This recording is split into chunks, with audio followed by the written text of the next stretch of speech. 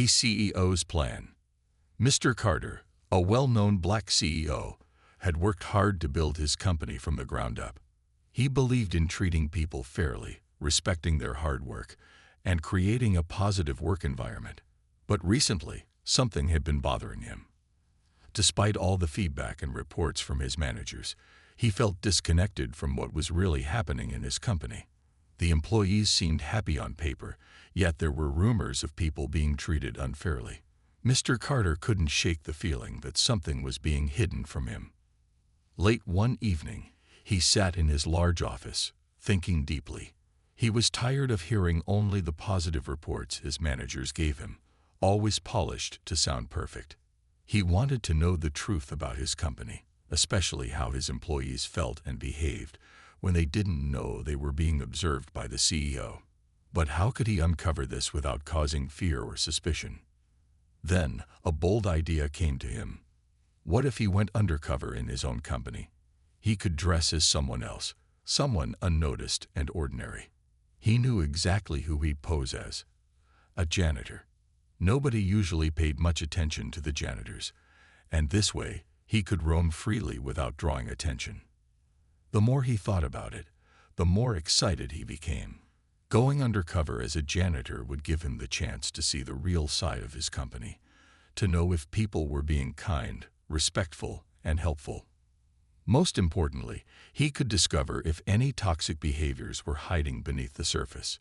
It was risky, but Mr. Carter was determined. He wanted to know if his company lived up to the values he had worked so hard to instill. The next day, he set his plan into motion. He called his most trusted assistant, Jackson, and explained his idea. Jackson was initially surprised, but quickly understood the purpose behind it. Together, they decided on the details. Mr. Carter would take on a new name, Dave, and they'd arrange for a disguise to make him look completely different. Jackson helped him find some old, worn clothes, and they got him a janitor's uniform. Mr. Carter wore a simple cap that hid his face just enough, along with glasses that slightly changed his appearance. His polished, confident look as a CEO was replaced with the humble attire of a janitor. Standing in front of the mirror, he could barely recognize himself, and that was exactly the point. On the first day of his new job, Mr. Carter entered the building from a back entrance, pushing a cleaning cart filled with supplies.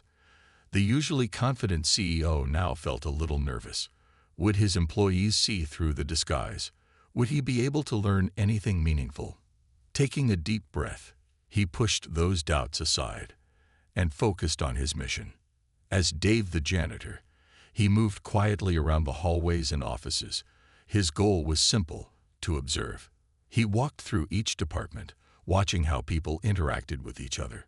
Surprisingly, almost no one looked at him or acknowledged his presence. He realized how easy it was for people in higher positions to overlook those in humble jobs. In one of the departments, he overheard a group of employees talking. They didn't seem to be working, but were instead discussing personal things. Some were even complaining about their work or about certain managers, clearly feeling safe to speak openly since they thought no one important was listening. This was already revealing.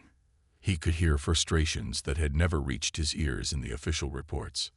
Later in the day, Mr. Carter cleaned the break room. Two senior employees walked in, chatting about a recent project. Their tone was condescending as they mentioned their assistants, describing them as incompetent and too slow. The CEO felt a twinge of disappointment.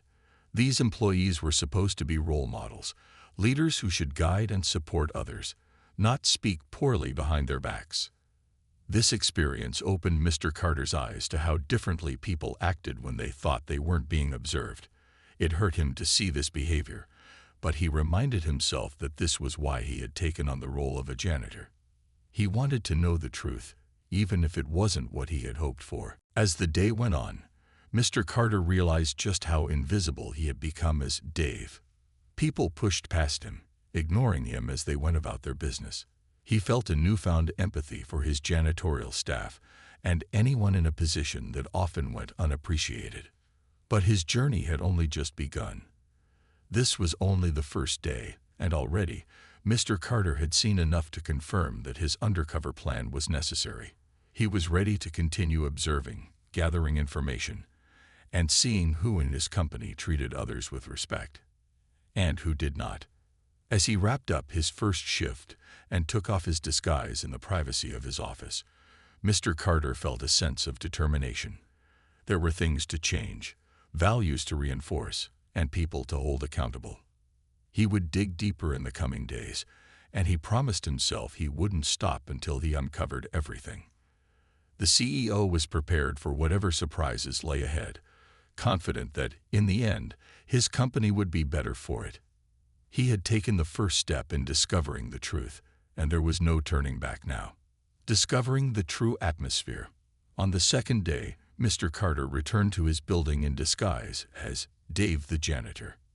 Now more comfortable in his new role, he entered the office area with a mop in hand, pretending to be deep in his cleaning tasks. As he moved through the floors, he made sure to stay quiet and observe, determined to learn more about his employees' behavior and attitudes. The day began calmly, with employees scattered around the open office space, working on their computers or chatting casually in small groups. Some glanced at him as he passed by, but most ignored him entirely. Mr. Carter was amazed by how invisible he had become. The same people who would normally greet him with a warm smile and respect as CEO now walked past him without a second glance. It was eye-opening to experience what his janitorial staff faced every day. As he reached the accounting department, he noticed an employee who looked stressed, staring intently at her computer screen. Her shoulders were slumped, and she appeared overwhelmed. Taking the opportunity to listen in as he cleaned nearby, he overheard her softly talking to a coworker about how overworked she felt and how her supervisor rarely showed appreciation for her efforts. She sounded discouraged, even though she was clearly working hard to complete her tasks. This conversation struck Mr. Carter deeply. He wondered how many other employees felt unappreciated or overburdened. In his role as CEO, he had always encouraged his managers to support their teams and show gratitude for their work. Yet here was proof that, at least for some employees, the message hadn't reached them. He made a mental note to speak with his supervisors about promoting a culture of encouragement and acknowledgement. As the day went on, Mr. Carter moved to the customer service department, where he encountered a different type of atmosphere.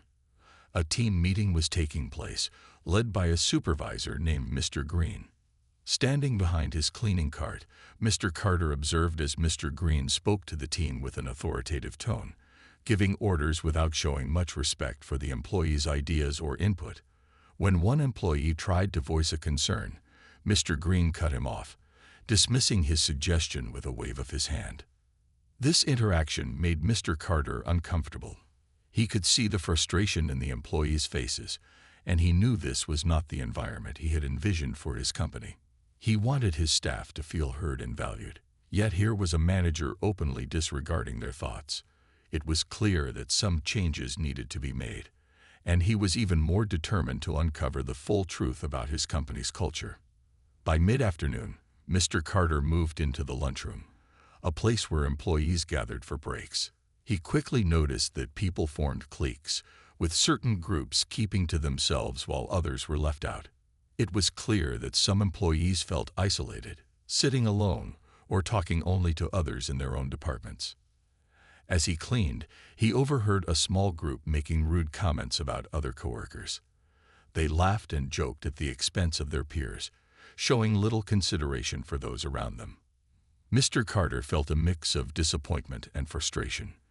This was the kind of negativity he had hoped to eliminate in his company, yet it was happening right under his nose.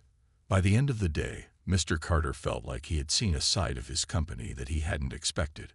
Though he was saddened by some of the behaviors he had witnessed, he was also motivated. He knew that this experience would help him make necessary changes to improve his company's environment and ensure that all employees felt respected and valued. Reflecting on the day, Mr. Carter made a silent promise to himself.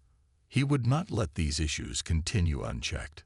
This journey undercover was giving him the insight he needed, and he was determined to create a workplace where everyone, no matter their position, felt seen and appreciated.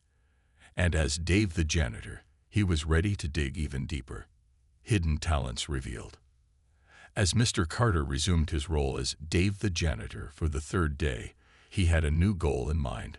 Now that he had witnessed the negative aspects of his company's culture, he wanted to see if there were bright spots as well, moments of kindness, talent, or potential that he might have overlooked. He wondered if there were hidden talents among his employees, individuals who were working hard in the shadows, unrecognized for their dedication. In the marketing department, he noticed a young woman named Sarah. She was busy at her computer, surrounded by piles of documents and a whiteboard covered with ideas. From a distance, he watched as she carefully planned a campaign, revising the layout several times, her focus unwavering. Sarah was speaking softly to herself, brainstorming ideas and taking notes. Curious, Mr. Carter decided to strike up a conversation while pretending to clean nearby. "Busy day, huh?" he said casually, trying to sound as nonchalant as possible. Sarah smiled politely and nodded. "Always busy around here, especially with this campaign," she replied, sounding a little tired but determined. "What kind of campaign are you working on?" he asked, leaning on his mop as though he were taking a break. Without hesitation, she began explaining her project. A marketing strategy aimed at a new target audience. Her passion was clear, and her ideas were innovative and well thought out. Mr. Carter was impressed. He hadn't realized someone so junior on the team could come up with such creative ideas. "Have you shared these ideas with your manager?" he asked, trying to sound interested without giving away too much. She sighed, shaking her head. "I've tried, but he's usually too busy to listen. He sticks to the old ways and doesn't seem to think my ideas would work." This frustrated Mr. Carter. Here was a talented, driven employee with fresh ideas, yet she felt overlooked and unheard. It was another reminder of how much could go unnoticed in the regular day-to-day operations. Next, Mr. Carter wandered into the IT department, where he encountered an older employee named Mike. Mike was working on a system upgrade, talking himself through each step while making sure everything ran smoothly. Mike noticed Dave watching him and offered a friendly smile. "Ever worked with computers, buddy?" Mr. Carter laughed and shook his head. "Not really. Just a mop and a bucket for me." Mike chuckled and continued working, explaining to Mr. Carter what he was doing with an easy confidence. It was clear he had a wealth of knowledge and experience, yet he was modest about his skills. Mr. Carter saw in Mike a potential mentor figure, someone who could guide younger employees in it if given the chance. Later, Mr. Carter found himself in the Breakroom again, where a small group of employees were chatting. Among them was a man named Jamal, a quiet employee in accounting whom Mr. Carter had never paid much attention to. But as Jamal spoke, Mr. Carter quickly noticed that he had a natural talent for bringing people together, making them laugh, and easing the tension in the room. The employees were sharing stories, and Jamal was recounting an experience from his past with such humor and charisma that everyone in the room was laughing. He had a way of making people feel comfortable, and Mr. Carter saw him as a potential leader, someone who could boost team morale and foster a sense of unity if given the right role. Reflecting on these interactions, Mr. Carter felt a renewed sense of purpose. He had seen so much potential, so many hidden talents among his employees. Some of them felt undervalued, unheard, and overlooked, yet they were the lifeblood of the company. He realized that fostering a positive culture meant not only addressing the negative behaviors, but also recognizing and uplifting these hidden talents. Leaving the office that day, he knew he was ready to make changes. He would no longer sit in his executive office, distant from his team. Instead, he would build a company that celebrated each employee's strengths, a place where talent was recognized and voices were heard. And with his plan in mind, he prepared to go back in the next day, as Dave, to discover even more about the people who kept his company alive. Facing disrespect. On the fourth day, Mr. Carter, still disguised as Dave the janitor, began his rounds, feeling a mix of excitement and dread. He was determined to see more of his company's true culture, yet he knew he might encounter more of the negative attitudes he'd witnessed on previous days. Today, however, he decided to spend more time observing how employees interacted with each other. As he entered the customer service area, he noticed a man named Brad, one of the supervisors, talking to an entry-level employee named Maria. Brad was in the middle of giving her feedback, but his tone was harsh, bordering on disrespectful. Maria, a young woman with a shy demeanor, was visibly uncomfortable, fidgeting with her hands and barely making eye contact as Brad criticized her work. Trying to keep his role as the janitor intact, Mr. Carter quietly swept near their desks, listening in. Brad's words were cutting, his voice loud enough for other employees to hear, which only added to Maria's discomfort. "How many times do I have to explain this, Maria?" Brad said, exasperated. "If you keep making mistakes, maybe this job isn't for you." Maria apologized softly, her face turning red with embarrassment. She looked down, clearly struggling to hold back her tears. Mr. Carter felt a surge of anger. Maria was a hard-working employee, and he knew that customer service was a high-stress job. Brad's approach, he realized, wasn't just rude, it was damaging to her confidence. Mr. Carter considered intervening but decided it was better to let the scene play out to get a full picture of Brad's behavior. He made a mental note, though. He'd need to address this kind of treatment if he wanted to create a healthier work environment. As Dave, he was powerless, but as the CEO, he'd make sure no one was treated like this under his leadership. Later, in the break room, Mr. Carter noticed another troubling interaction. A group of employees was chatting casually, but the conversation took an uncomfortable turn when they began gossiping about Jamal, the quiet and friendly man he'd observed the day before. The group was making unfair assumptions about him based on stereotypes, adding snide remarks that were clearly meant as jokes, though they carried a tone of mockery. "He's a nice guy, but I doubt he's really management material," one of them sneered. Mr. Carter felt his frustration grow. Here was Jamal, a talented and hardworking employee, being judged and dismissed based on ignorance rather than his abilities. Mr. Carter realized that there were layers of hidden biases among his employees, ones he hadn't noticed from his usual position as CEO. These biases not only hindered the potential of people like Jamal, but also created a toxic atmosphere in which respect was in short supply. Determined to understand more, Mr. Carter decided to check on Mike in it. Mike had been friendly and welcoming to Dave, yet today, when he entered the IT area, he noticed Mike looking tired and frustrated. Another employee, young and inexperienced, was rudely dismissing Mike's suggestions about a technical problem. "Listen, Mike, I know you've been here a while, but we do things differently now," the young man said, rolling his eyes. "Maybe stick to the simple stuff." Mike nodded, trying to hide his frustration. Mr. Carter could tell that this treatment wore down his spirit.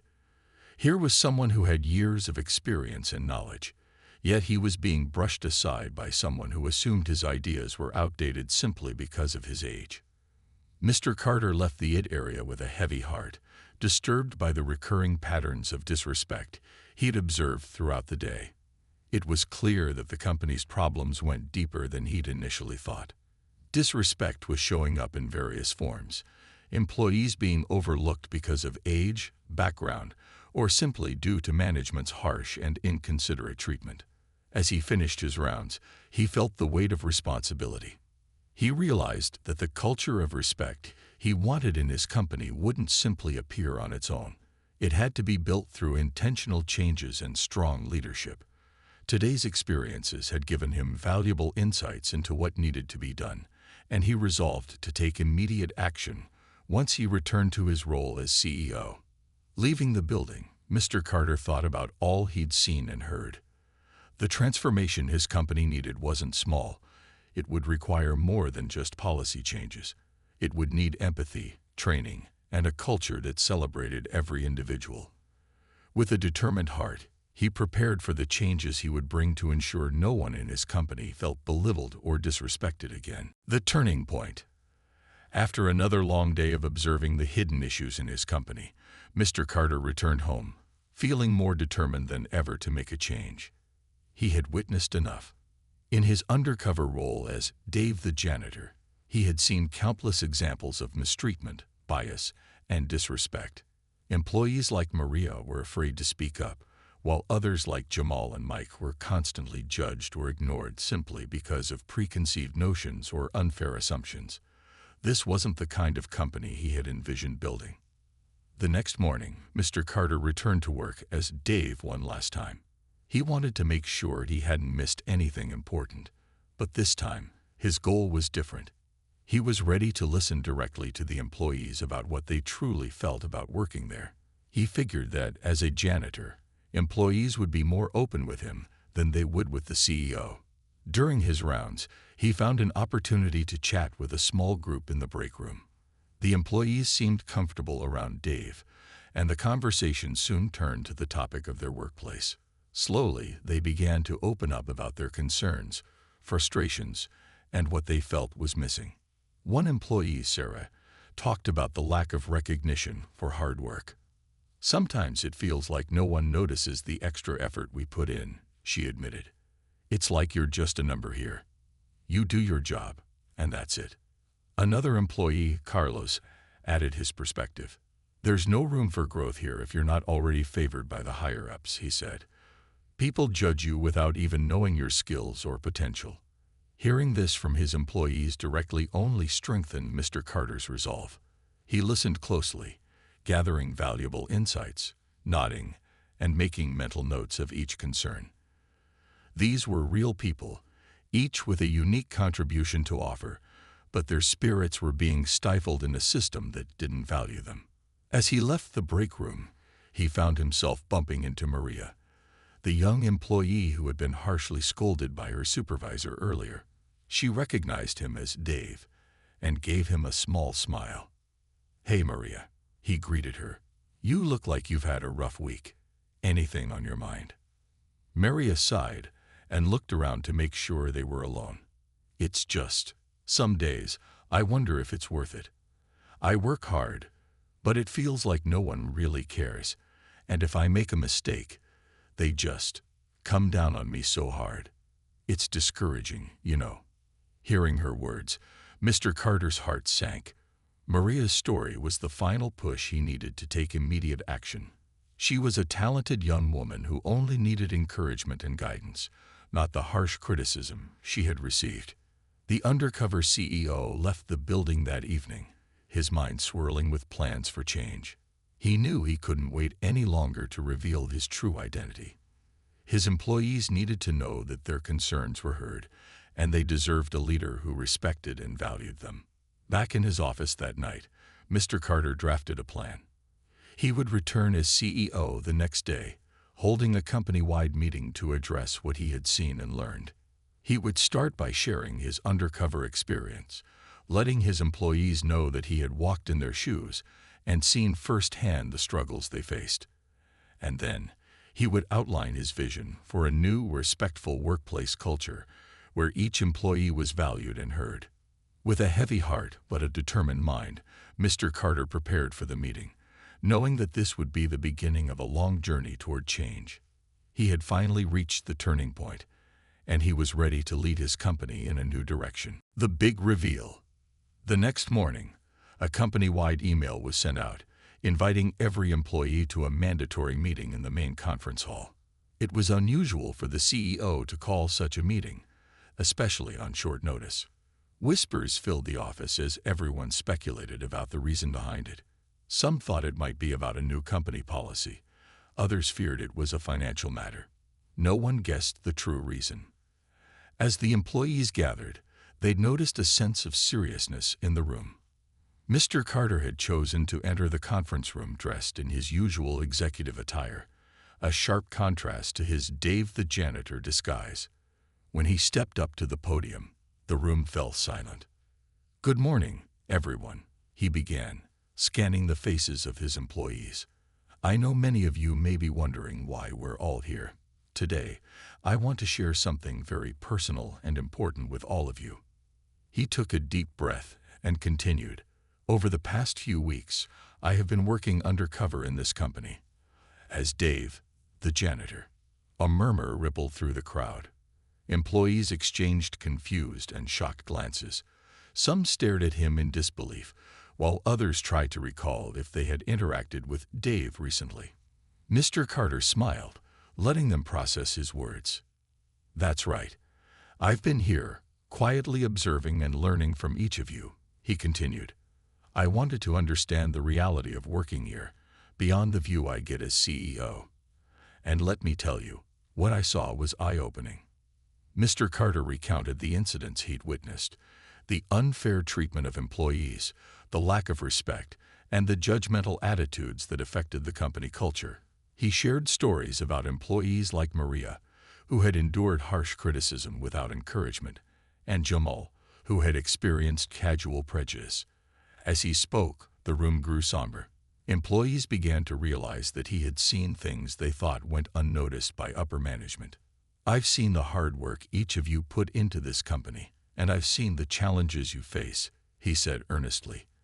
"And I've come to understand that we, as a company, have a lot of work to do to create a truly supportive environment.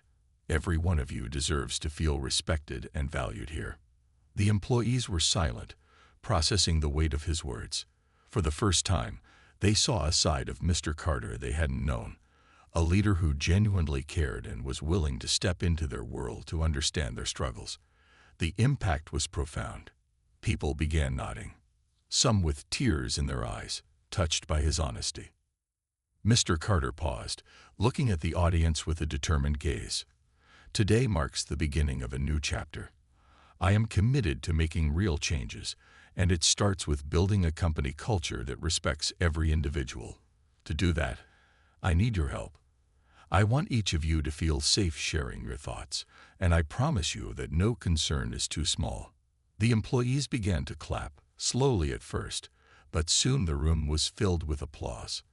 For many, it was a moment of hope, a chance to finally work in a place where they felt seen and heard. Mr. Carter felt a sense of relief as he took in the response. He knew this journey was only beginning, but for the first time, he felt confident that together, they could transform the company for the better. A new beginning. In the weeks following the big reveal, Mr. Carter set a plan into action to reshape the company's culture. He formed a committee dedicated to employee welfare, including members from all departments. This committee was tasked with creating policies that fostered respect, fairness, and support across the company. Employees, regardless of rank, now had a direct line to voice concerns and share ideas. Mr. Carter also implemented a policy of day-in-the-life exercises, where managers and executives would occasionally take on roles in other departments. It became a way for leadership to stay connected with daily operations and gain a first-hand understanding of their employees' experiences. Maria, the customer service rep, noticed changes almost immediately. Her team was given a voice in decision-making, and they no longer felt like they were just at the bottom. Jamal, too, found himself in a supportive work environment where he was respected for his skills and contributions, not judged for his appearance. One morning, while walking through the Breakroom, Mr. Carter saw a poster for the company's upcoming Appreciation Day, an event the committee had planned.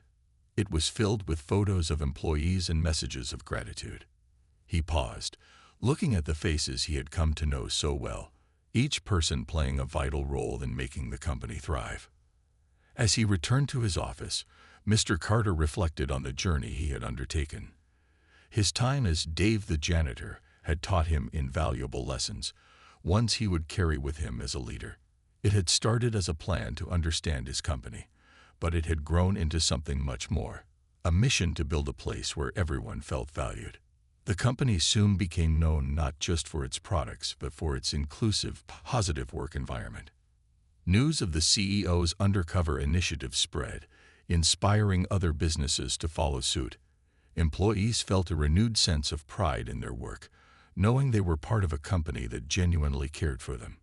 For Mr. Carter, the transformation was more than just a professional victory. It was personal. He had seen the impact of small acts of kindness, and he'd watched how empathy could change lives. As he looked over the office floor bustling with energized, motivated employees, he knew that this new beginning was just the start of something great. And so, what began as a simple disguise turned into a profound change, uniting a company and inspiring everyone involved to work together toward a better future.